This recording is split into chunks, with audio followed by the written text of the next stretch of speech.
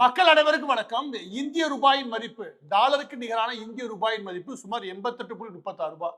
இது 90 ரூபாயில கொண்டு போய் முடியும். இது வரலாறு காண அளவுக்கு இந்திய ரூபாயினுடைய மதிப்பு வீழ்ச்சி, அதுவும் டாலருக்கு நிகராக.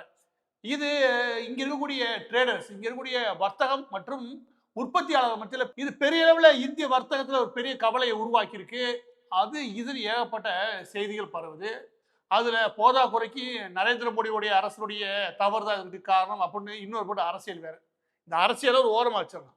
பொதுவா நாணயத்தின் மதிப்பு நீங்க சவுத் கொரியா, ஜப்பான்லாம் பார்த்து வச்சுக்கோங்க, நம்ம நாணயத்தின் மதிப்போட ரொம்பவே கீழே இருக்குன்னு வச்சுக்கோங்க. அதுக்கு அந்த நாடுகள்லாம் வளரவில்லைன்னு அர்த்தமா? நாணயத்தின் மதிப்பை வச்சு மட்டுமே ஒரு நாட்டுடைய பொருளாதாரங்கள் பொதுவாக கணக்கிடுறது ஏற்புடையதல்ல. நாணயத்துடைய மதிப்பு என்ன சொல்லுவோம் அப்படின்னா பணப்புழக்கம், அந்த கரன்சியோடைய பணப்புழக்கம் எந்த அளவு இருக்கு. அதே நேரத்தில் மிக முக்கியமானது நாணயத்தோட மதிப்பு இல்ல, அந்த நாணயம் எந்த அளவுக்கு ஸ்டேபிளா இருக்கு.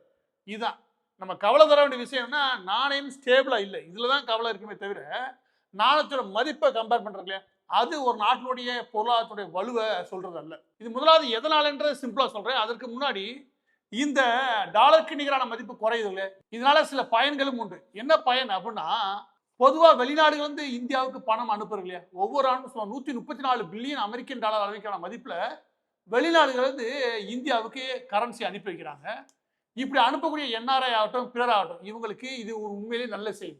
ஏன் அப்படின்னா, போன வாரம் வரைக்கும் அவங்க $1000 அனுப்புவது சும்மா 82 ரூபாய் இங்கே வந்துச்சுன்னா, இன்னைக்கு அவங்க 1000 ரூபா அனுப்புறோம்னு வச்சுக்கோங்க, 88 ரூபாயே வரும். அப்போ $6000 லாபம் தானே.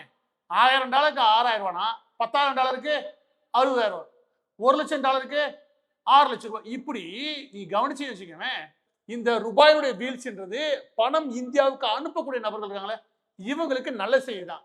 இப்ப இந்த நாணயத்தின் மதிப்பு எங்கே விழுது, இது ஒரு பக்கம் செய்தி. இன்னொரு பக்கம் ட்ரம்ப் அவர்கள் அவுட் சோர்ஸ் கொடுக்கக்கூடிய, வெளிநாடுக்கு அவுட் சோர்ஸ் கொடுக்கக்கூடிய வேலை வாய்ப்புகள் எல்லாத்துமே 25% கூடுதல் வரி விதிக்கிறதா அவருடைய இலக்கா சார்ந்த நபர்கள் முன்மொழி ஆரம்பிச்சிருக்காங்க.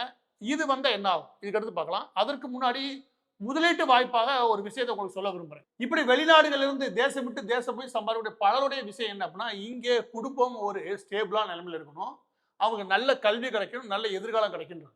இப்படியான நிலைமையில ஏதாவது ஒரு அசாதாரண சூழ்நிலையில ஒரு விபத்துலையோ இல்லாட்டி ஒரு கேன்சர் போன்ற நோய்கள்னாலேயோ எதிர்பாரா ஒரு சம்பவம் நடந்துச்சு, அந்த ஒட்டுமொத்த குடும்பமும் ஒரு நிலைத்தன்மை இல்லாத நிலைமைக்கு குடும்பங்கள் நகர்த்தப்படும். அந்த ஒரு நபர் வெளிநாட்டுல இருந்து சம்பாரிச்சு அனுப்பக்கூடிய அந்த ஒரு நபருக்கு போதிய அளவுக்கு அவங்களுக்கு செக்யூரான நிலைமை இருக்கணும். அவருடைய மிக முக்கியமான கடமை எது அப்படின்னு கேட்டா, அந்த குடும்பங்கள் ஸ்டேபிளா இருக்கணும். அதுக்கு போதிய பாதுகாப்பு, ஃபைனான்சியல் ஸ்டெபிலிட்டி உருவாக்கி வைக்க வேண்டியது அவசியம். இதுக்கு மிக முக்கியமான சொல்யூஷனா இருக்கிறது, இதுக்கு ஒரு தீர்வா இருக்கிறது டேர்ம் இன்சூரன்ஸ்.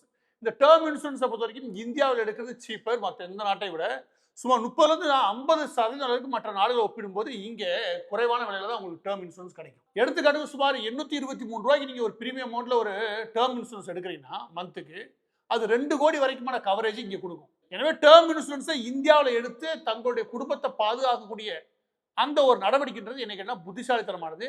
இந்த டேர்ம் இன்சூரன்ஸை பொறுத்த வரைக்கும் உங்களுடைய ஏஜ், உங்களுடைய ஹெல்த், உங்களுடைய பிற விஷயங்களுக்கு இதோட சேர்த்து தான் அது அமையும். நீங்கள் எவ்வளோக்கு வேணாலும் கவரேஜை உருவாக்கலாம். ஆனால் இது எல்லாத்தையும் ஒரு தடவை பார்க்க வேண்டியது அவசியம். இதை பற்றின விவரங்கள் தெரிஞ்சுக்கிறதுக்கு என்னுடைய இந்த வீடியோவில் டிஸ்கிரிப்ஷனில் லிங்க் இருக்குது, இல்லை QR கோட் இருக்குது. அதை ஸ்கேன் பண்ணி போனீங்கன்னா அதில் வெவ்வேறு நிறுவனங்கள் தரக்கூடிய டேர்ம் இன்சூரன்ஸ்க்கான, இந்தியாவில் தரக்கூடிய அந்த டேர்ம் இன்சூரன்ஸான விவரங்கள் இருக்கும். அதை நீங்கள் ஒப்பிட்டே பார்த்துட முடியும். இது மிக முக்கியமானது, இந்த டேர்ம் இன்சூரன்ஸில் நீங்கள் வருடாந்திரத்துக்கு ஆனுவல் ப்ரீமியமாக கட்டுறீங்கன்னு வச்சுக்கோங்க, அதில் ஒரு 5% வரைக்கும் சேவிங் ஆகுது என்ஆர்ஐ பொறுத்த வரைக்கும்.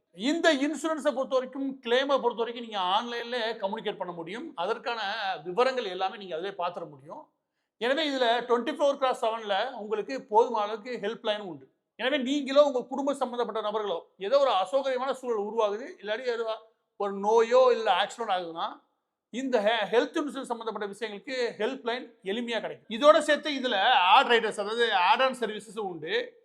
கேன்சர் போன்ற நோய்கள் ஆகட்டும், இல்லாட்டி ஒரு விபத்தினால முழுமையாக உடல் பாகங்கள் செயல்பட முடியாத அளவுக்கு முடக்கம் ஏற்படுறதாகட்டும், இந்த மாதிரி சூழ்நிலையிலையும் உங்களுக்கு இந்த டேர்ம் இன்சூரன்ஸ் பாதுகாப்பு தரணும்னு நினைச்சீங்கன்னா இந்த மாதிரி ஆட் ஆன் சர்வீஸும் அதில் இருக்குது. அதை நீங்கள் தெரிஞ்சுக்கணும். எனவே இந்த மாதிரி டேர்ம் இன்சூரன்ஸ் எடுக்கும்போது கிடைக்கக்கூடிய பாதுகாப்பின் வழியாக குழந்தைகளுக்கு நீங்கள் முழு கல்வியை முடிக்கிற வரைக்கும் ஒரு ஃபைனான்சியல் ஸ்டெபிலிட்டியை உங்களால் குடும்பத்துக்கு கொடுக்க முடியும். இப்போ மீண்டும் இந்த டாலர் விவகாரத்துக்கு வருவோம். இந்த டாலரை பொறுத்த வரைக்கும் முதலாவது எந்த நாடுமே டாலருக்கு நிகரான எந்த நாணயமும், அது இந்திய ரூபாய் மட்டும் கிடையாது, எந்த நாணயமும் என்ன பிரச்சனை வரும் அப்படின்னா, அதிகமாக இறக்குமதி பண்ணும்போது சர்வதேச அளவில் நீங்கள் யூஎஸ் டாலர் தான் பயன்படுத்துவீங்க. அப்படி பயன்படுத்தும் போது இயற்கையாகவே நீங்கள் அந்த யூஎஸ் டாலர் அதிகமாக செலவிட வேண்டியிருக்கும். அதனாலேயே நீங்க அதிகமா இறக்குமதி செய்ய ஆரம்பிச்சிட்டீங்கன்னா ஒவ்வொரு நாடும் அதுக்கு நிகரான அந்த ரூபாயின் மதிப்புகளை அதுக்கு ஒரு விழுக தான் செய்யும். எனவே தான் நீங்க சாலிடா பார்த்தீங்கன்னா ஒவ்வொரு வருஷமும் அதனுடைய ரேட் கூடிக்கிட்டே இருக்கும். காரணம் நம்ம இறக்குமதி கொஞ்சம் அதிகமா பண்றோம். அதுல மிக முக்கியமானது க்ரூட் ஆயில். ஆனா இந்த முறை நம்ம க்ரூட் ஆயில் என்ன பண்றோம் அப்படின்னா, எங்க கொண்டு போறோம் அப்படின்னா, ரஷ்யாவை நோக்கி கொண்டு போறோம். இதுவுமே நம்ம யுஎஸ் டாலரை பயன்படுத்துறது இல்ல.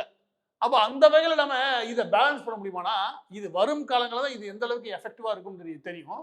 ஆனா இப்போதைய நிலைமையில நமக்கு இருக்க பிரச்சனை என்ன அப்படின்னா, சும்மா 22 பில்லியனுக்கு நம்ம ஏற்றுமதி பண்றோம். சும்மா 33 பில்லியன் அளவுக்கு இறக்குமதி பண்றோம். ஸோ 11 பில்லியன் அளவுக்கு இருக்கக்கூடிய டெபிசிட் இருக்கு இல்லையா? இதுதான் மிக முக்கிய காரணம். அதுக்கப்புறம் யுஎஸ்ல கூடிய இன்ஃப்ளேஷன் இருக்கு இல்லையா? அந்த இன்ஃப்ளேஷனும் கூட சர்வதேச அளவுல பிரதிபலிக்கும். அங்க இருக்கக்கூடிய இன்ஃப்ளேஷன், மணி இன்ஃப்ளேஷன் இருக்குல்ல, பொருளின் விலைகள் ஏற்ற இறக்கங்கள் இல்லையா? அந்த ஏற்ற இறக்கங்கள் சம அளவிலேயே மற்ற நாடுகள் இருக்குன்னு வச்சுக்கோங்க.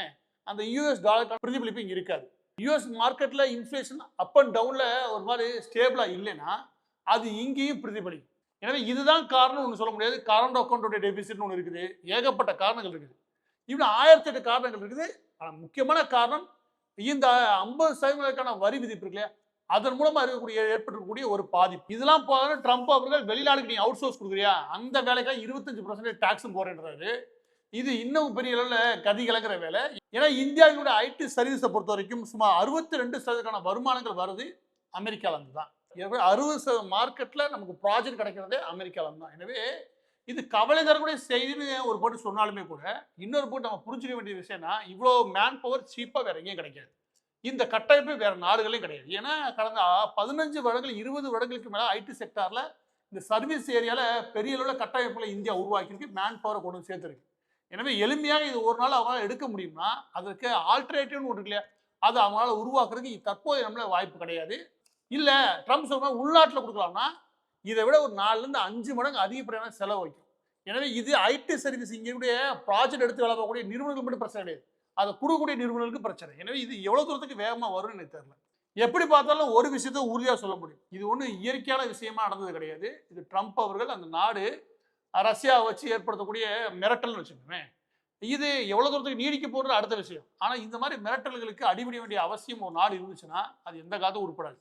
எனவே இந்த யுஎஸ் டாலரையோ இல்லை யுஎஸ்ஏயோ ஃபுல்லி டிபெண்ட் பண்றது இல்லையா, இந்த நிலைமையிலேருந்து இயற்கையாகவே எந்த நாடும் இப்படியான ப்ரெஷர் வந்துச்சுன்னா மாறதான் செய்யும். எனவே இந்த மாதிரி அழுத்தமான காலகட்டத்தை தாண்டும் போது ஒரு நல்லது, பெரிய நல்லது நடக்க தான் செய்யும். பதிவோட இறுதியாக உங்களுக்கு டேர்ம் இன்சூரன்ஸ் என்ஆர்ஐக்கானது பார்த்துருந்தோம். இதில் டேர்ம் இன்சூரன்ஸ்க்கான பிரீமியம் அமௌண்ட்டை நீங்கள் ஆண்டுக்கு செலுத்தும் பட்சத்துலனா 5% அளவுக்கு நீங்கள் இதில் சேவ் பண்ண முடியும். அதை பற்றின மேலும் விவரங்கள் தெரிஞ்சிருக்கு இந்த வீடியோட டிஸ்கிரிப்ஷன் லிங்க் இருக்குது. அதை தவிர இங்கே QR கோட் இருக்குது, அதில் போய் மேலும் விவரங்கள் தெரிஞ்சுக்கணும்.